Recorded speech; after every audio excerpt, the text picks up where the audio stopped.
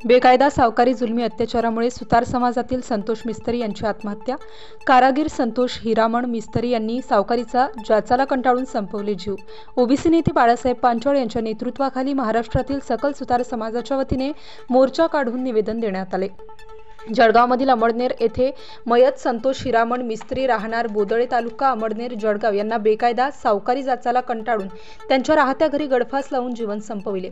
सदर प्रकरणी मृतक संतोष हिरामण मिस्त्री यांनी अशोक दयाराम चौधरी, भालेराव गोविंदा महाजन यांच्याकडून अनुक्रमे 20,000 व 15,000 रुपये व्याज घेऊन मोलमजुरी करून वेळोवेळी रक्कम परतफेड केली।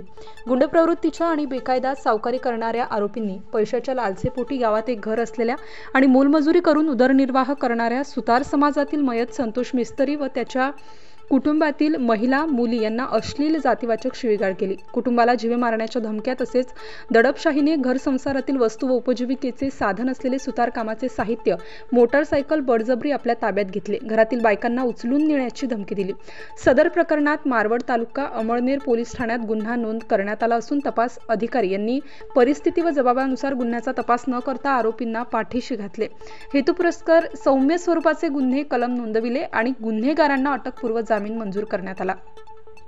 सदर प्रकरणात गृह विभागामार्फत सखोल तपास करण्यात यावा। आरोपींवर सदोष मनुष्यवधाचा गुन्हा तसेच बेकायदा सावकारी आणि गुंड प्रवृत्ती विरोधक कलमे लावून गुन्हा नोंद करण्यात यावा। तसेच शासनातर्फे फास्ट ट्रॅक कोर्टात याचिका चालवून आरोपींचे जामीन नामंजूर करण्यात यावे असे महाराष्ट्रातील सकल सुतार समाजच्या वतीने ओबीसी नेते बाळासाहेब पांचाळ यांच्या नेतृत्वाखाली महाराष्ट्राचे माननीय मुख्यमंत्री एकनाथजी शिंदे यांना निवेदन पत्र देण्यात आले।